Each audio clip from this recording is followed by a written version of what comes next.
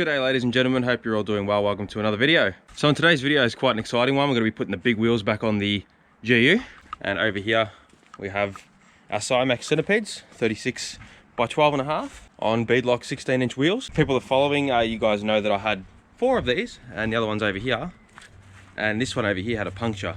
Now you can see this one's not on a beadlock wheel. This one is actually my old tyre put onto another wheel. Over here we have our new, well not new, but good tread 36-inch that we've been waiting for. Now I've gone to that many tyre shops and I asked them about these tyres and they got no idea what I'm talking about, so I managed to get this off someone who actually watches the channel. And I think his name was Mark, so thank you for that. And I've just given it a lick of paint as well. Let me know if you think I should keep the bolt silver or keep it all blacked out so it all blends in. Because this wheel was pretty rat shit, so I gave it a paint. Also got to do the same to these because you can see in here the wheels are pretty ugly, so we're going to give it a nice paint. I'm going to paint the beadlocks, but I might even go over all the bolts in like a silver texture or something just to bring them out later on. So now we have 4 centipedes that hold air, and me and my mate actually plugged that one again. Managed to get it to hold. It still leaks very slowly, but not as much as it did, so we put another plug in it. Managed to silicone it up in the inside, and I can use this one as a spare because I've only got 33s, and if something goes wrong I can pump this one up and drive home on this one. It is pretty bald, not much tread left on it, so the tyre we got is actually much better than this old one. So we'll clean this up, might give this Sunraiser a bit of a paint, and we'll whack that on the back.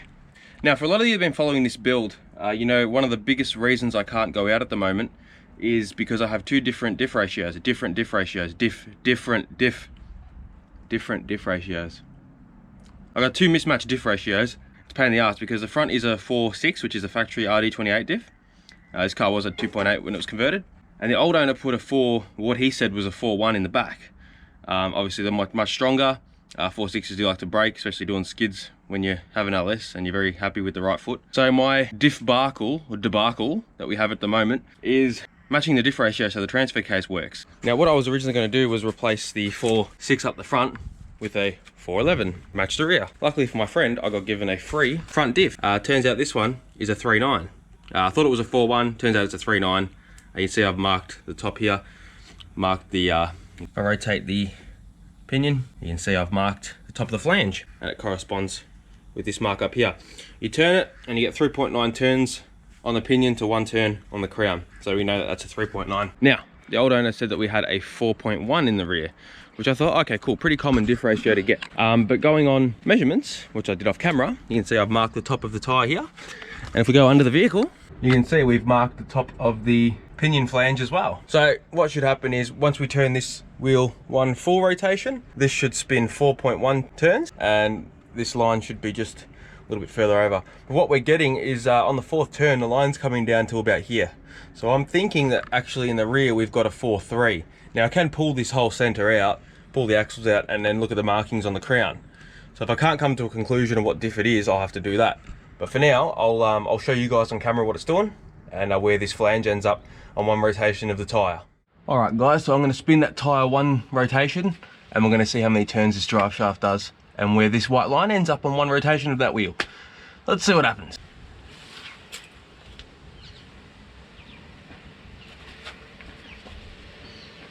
One, 2,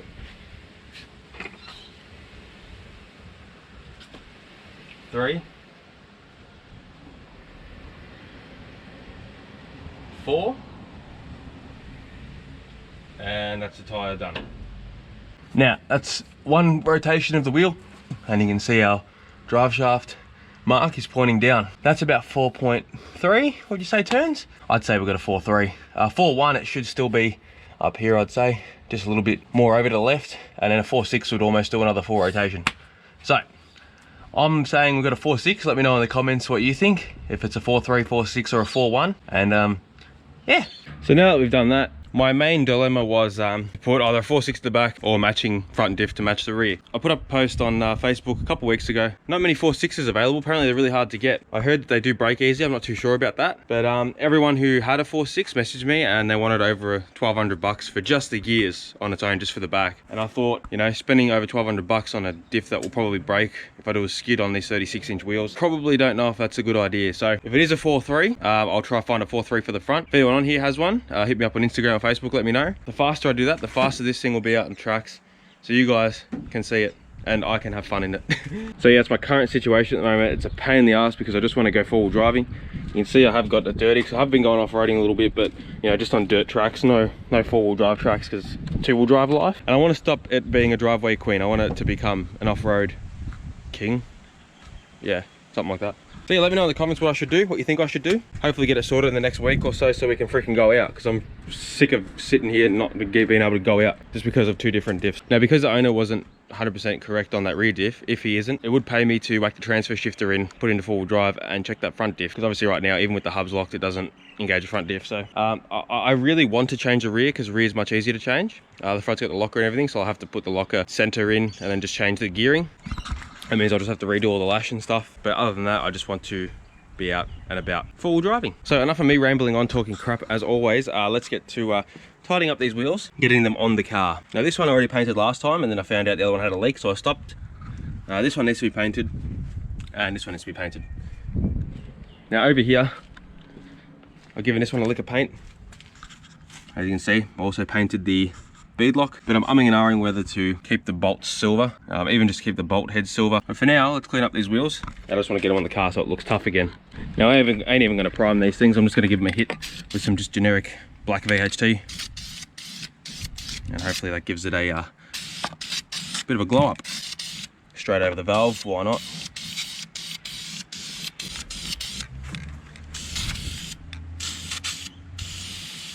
So I'm just experimenting off camera. I just went over the bolt holes, or not bolt holes, the bolt heads with a white paint marker, and that seems to look much nicer. So I might do that, and that really brings out the beadlocks. Because the beadlocks are pretty rat shit. They're quite rusty in that. So we'll give them a freshen up too, I reckon.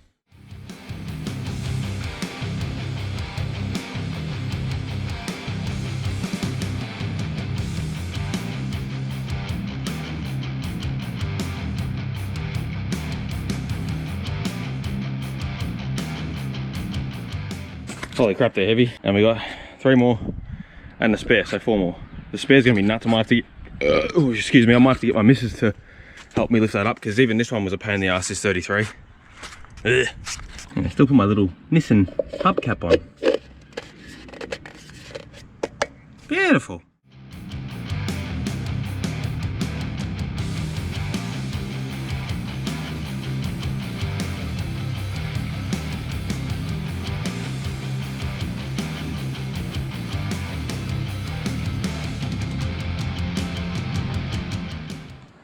That's looking more like it.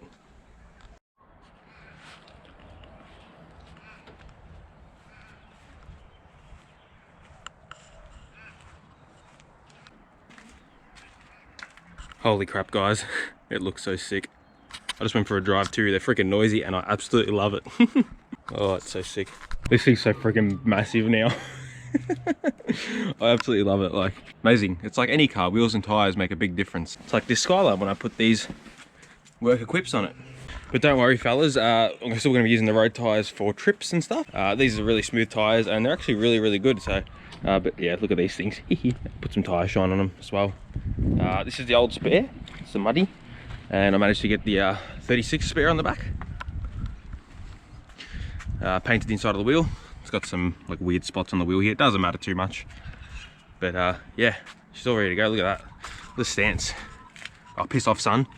Put my hand there, get rid of the sun. There you go. Look at that. Oh, so sexy.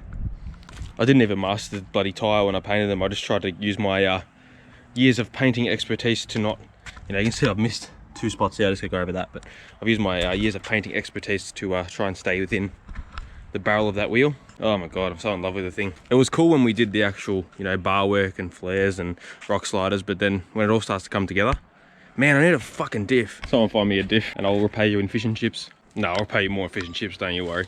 It ain't called the Shagging Wagon for no reason. I'm gonna go ahead and paint up all the rest of the bolt holes, because it's gonna take me like 10 million years. And then I will take it out into the street and see how she looks. Put some tire shine on it, see how it looks.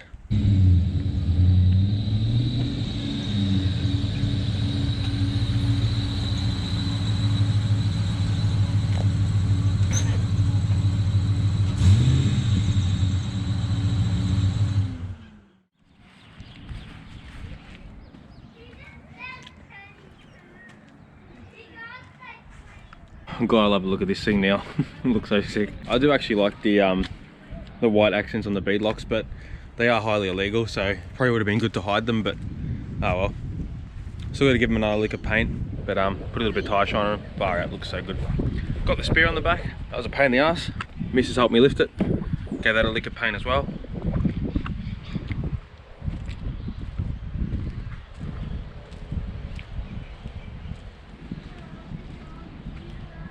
What a weapon.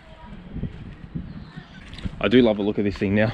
It's looking good. Needs a roof rack and some other things on it. Needs scrub bars on the front and a nice rear bar for it. That can all come in the future. By now, for now, it's a functioning four-wheel drive. Well, not functioning in four-wheel drive, but it's a functioning car and it runs and drives, and it is a daily driver, and yeah, not so much anymore. So another thing I want to try and get done in this video as well is we have very noisy, as you can hear as I pull up, we got very noisy belt tensioners or tensioner pulleys. I've located exactly what pulley it is, but I'm going to change all of them just because why not? And whack some new belts on. I got the part number for the belt because it's a different, I think it's a different belt because it runs the alternator relocation kit. I replaced the air conditioner belt, even though the aircon doesn't work. I mean, everything's there, and I turn the switch on, nothing happens, so I've got to rectify that. I actually got hold of a mate that has 2 4-1 diffs for sale, and he doesn't want much money for them. So I'm thinking about converting them both to 4-1s and just running 4-1s front and rear.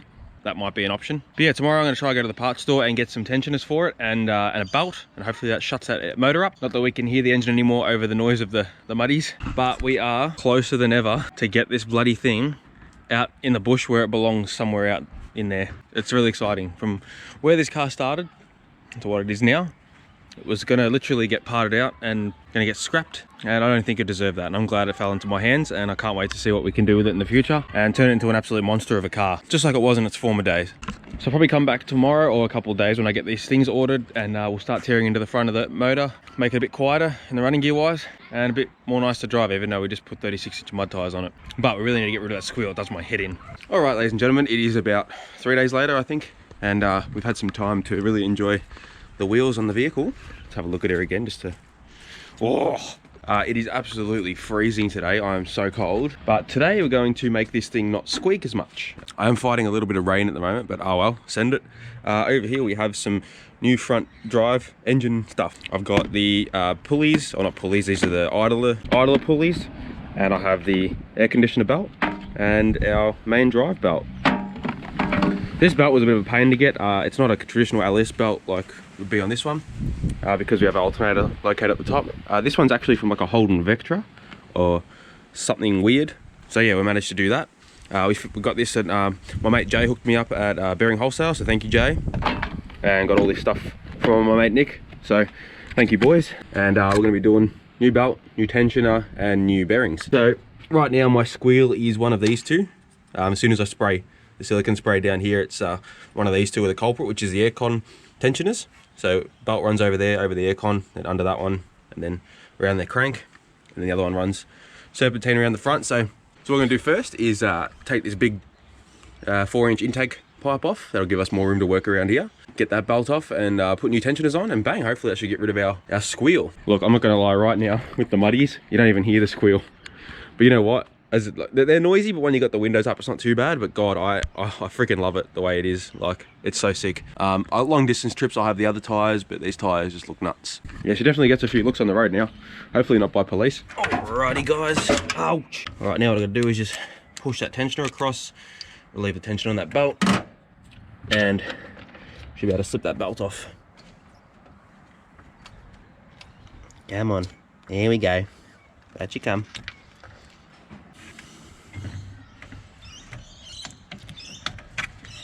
Come on, there we go.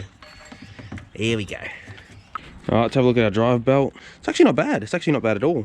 Looks like it's been replaced actually. Oh, I just dropped it. Yeah, it looks like it was replaced not long ago. You can see our part number, 6BK2030. A new one, 6BK2030. But yeah, not bad at all. No cracking. It looks obviously used, but pull it to the side. There's actually not much going on there, so that's good. That could always be a spare whack in the back in case something goes wrong on a trip. Next is the aircon pulley, same thing. What you got to do, bit of a pain to see on that because it's so high, but I'll show you. You just got to move the tension down like that, and that relieves tension off the belt. So let's do that. Love the sound this thing makes. Look,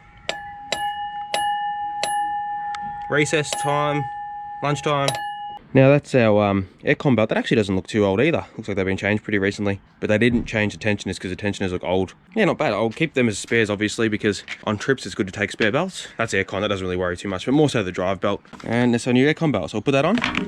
Got new tensioners here, whack them on.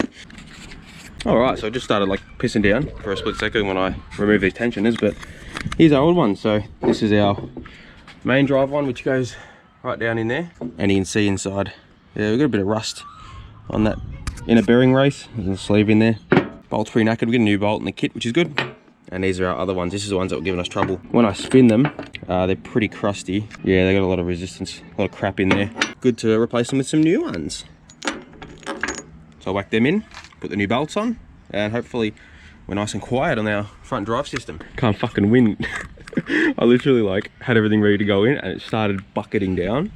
So I gotta fucking deal with. Oh well, can't get mad about shit. So I put all the tensioners inside so they didn't get wet in the belt. So I drag them back out, put them on, get everything done with, so it starts pissing down again. Look at the clouds. It's like patchy rain, so. Sorry VO, I left the fucking bonnet open and the fucking window open. Sorry. Oh shit. All right, let's do this. Shut up. Now just put a little bit of Loctite on these bolts, just because high vibration area. That's enough.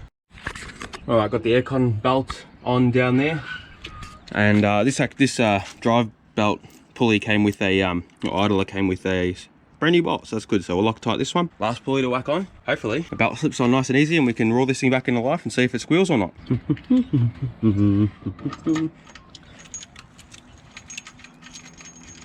Beautiful. That should be a 15 still. Just slides onto that seat. They make it a 16mm, did they? Oh, they made it 16mm, not 15. Beautiful. All right.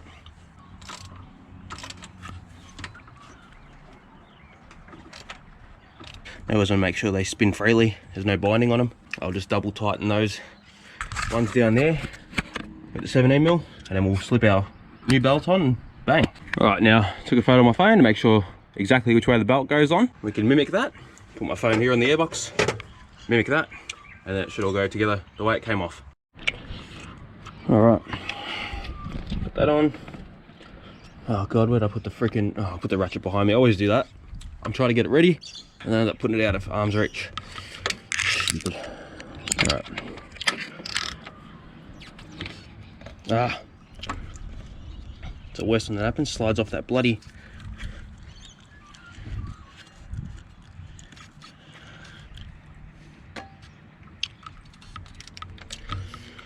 All right, belt's on. See, it's got the right amount of slack. Yeah, seems pretty good. I'll fire the car up without the intake on, just to make sure no belt throws off or anything. Yeah, Bob's your auntie.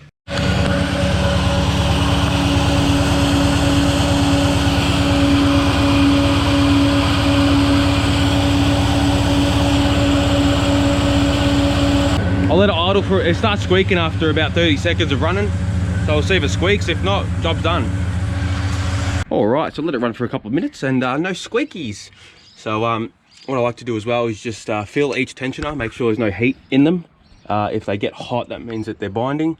So far so good, the belts run nice and smooth. Make sure there's no odd markings on the belt. So what I'll do now is I'll whack that front intake pipe on, cable tie that wiring that goes in that sensor at the front there out the way so it doesn't get caught in the belt. And I think we'll go for a little spin and make sure it doesn't squeak, and then that's it. All right, so got the old belts here, so I'll just whack them in the back as spares and they'll be good for spares. I've got the smaller one, that's more like it. All right, so I'll start the rate again. So I'll bring yours with me and we'll go for a spin around the block. I haven't got my suction cup for the window, so I'm just gonna hold you guys. Don't try this at home, kids. Such as I get in the monster truck, the ground's so far away.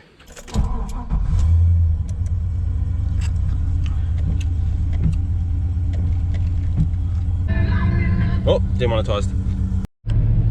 All right, you'll probably start hearing the muddies. Don't know how well the camera will pick it up.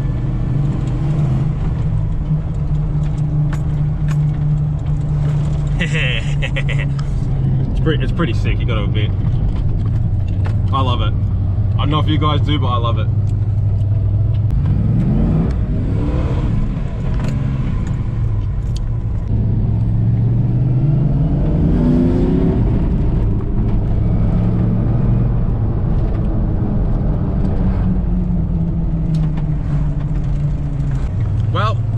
be squeaking off its head right now. Even with the muddies on, usually I'd hear it pretty loudly over the tyres at low speeds. So far, squeak's gone. And let's hope the belts are still on the car. So we'll do another lap around the block, go home and see how she's pulled up. Hopefully that's the last thing for the front drive system on the engine, and next thing we're gonna worry about is the diffs. All right, so I made it back home. Oh Jesus, I smashed my knee on the door. You like my sauces? Now I have been on the keto diet for 2 weeks now, so I'm not very energetic. The belt's still there. Oh, thank God. Cool, that's completely silenced the front end of the car. How good's that? Look at it from this angle, it looks pretty tough. I don't know how the camera does it, but I'll go this side where it's more lighter. Oh, I left my fucking door open. Spastic. Well guys, I'm probably gonna have to leave it here for this video, but I'm speechless. Like, I stand here and look at it and I don't believe that it's my car. And I know it's just wheels and tires, but it makes the world of a difference. And I wouldn't have got here this fast without you guys and your help, so I really appreciate it. It does mean the world to me. Driving it around, I do get quite emotional because I don't believe it's my car. A lot of people might think it's a piece of garbage, but to me it's something else. It's every single car that I've ever owned is meant something. So this is yeah, this is awesome. And I've only just gone in my driveway and on the road, I haven't even gone to the bush where it's what it's built for. So enough with that before I get emotional. Next video we're going to be doing our diffs, and I'm going to make sure it's a diffs next video because I'm sick of freaking getting mucked around with diffs, so I'm going to make it happen. The next thing I really want to do is our fuel system. So I don't know if I told you in this video, I can't remember if I did, but our sub tank, I have measured it out from driving it, and I think it's only a 45 litre sub. So we're emptying it pretty fast. On the freeway it's not too bad, but from exactly half a tank, when I fill it up, it's about 19 litres. So we've got about a 45 litre or a 40 litre tank, so it's emptying it quick. So next thing I want to do is whack a main 90 litre in the back, whack the fuel pump to that, and then I'm going to try it, because this has got a stainless steel sub tank, so I need to try and work out how I'm going to get the sub to pump the main, unless I run the sub off a separate fuel pump. I don't know, so I'm going to figure out what I'm going to do with that. But for now, I really, because when I go full drive, I'm going to have to take a jerry can with me, because it'll empty that sub pretty fast, especially on these tires. Fuel economy is not the best with these tires, because I was on the freeway with it yesterday. But yeah, I'm going to get a new main tank for the rear, so I think they're 90 litres. I think the factory sub's 75 litres, so this is a custom one, and it's pretty small. So being on LPG, I think it was predominantly used to be on LPG. Anyway, enough before I start rambling off for the next 3 hours. I really hope you enjoyed this video of the transformation of the beast again.